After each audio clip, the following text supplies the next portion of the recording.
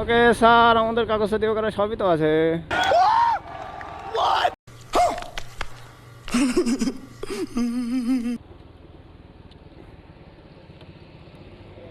ওয়ালাইকুম আসসালাম sir. Sir ও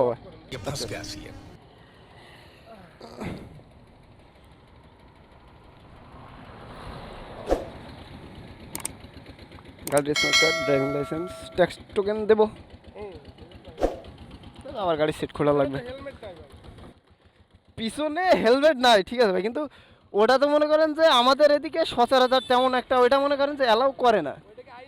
না, ওটা অবশ্যই আইনে আছে, কিন্তু না না কিন্তু হ্যাঁ হ্যাঁ, কিন্তু মনে করেন আমাদের এই যশোর জেলায় তো মনে করেন ওটা সচরাচর কিন্তু এ করে না। হ্যাঁ হ্যাঁ সেটাই, হ্যাঁ না না সেটাই, জি ট্যাক্স টোকেন অবশ্যই ওটা আমরা নিয়েই বের হই ভাই। এমনকি আমাদের ওরও ড্রাইভিং লাইসেন্স আছে, আমরা মনে করেন পথে বের হইলে সবগুলো কমপ্লিট করে বের হই।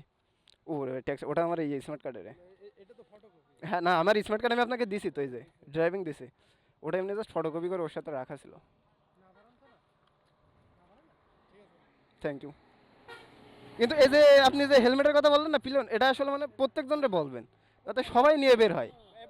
হ্যাঁ যে না এটাই তো অবশ্যই, কারণ এটা নিয়ে বেরোনোই উচিত।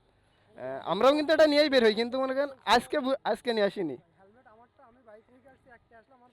যার কারণে ওর হেলমেটটা বাসায় রেখে আসি। আমরা দুইটা নিয়েই বের হই ভাই, কারণ নিজের সেফটিটাই আগে। ভিডিও করতে হলে অনুমতি নিতে হয়। সরি ভাইজান, সরি সরি সরি। আমরা তো মনে করেন আরো মানুষের মোটিভেশন করতেছি যে আসলে যাতে কাগজপাতি সবগুলোর সাথে থাকে। হ্যাঁ হ্যাঁ সবার কাছে ক্যামেরা, হ্যাঁ হ্যাঁ, আমাকে ধরে ক্যামেরা যে দুইটা তিনটা আছে না অবশ্যই, জি জি।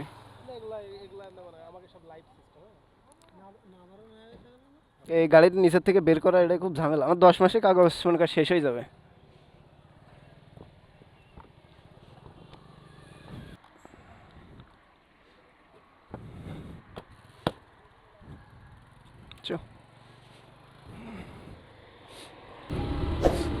ওকে, তো ওখানে কিন্তু সার্জেন্টরা গাড়ি ধরছিল, আমাকেও দাঁড় করালো, আমি কিন্তু গাড়ির কাগজপাতি দেখালাম, আমাকে ছেড়ে দিল।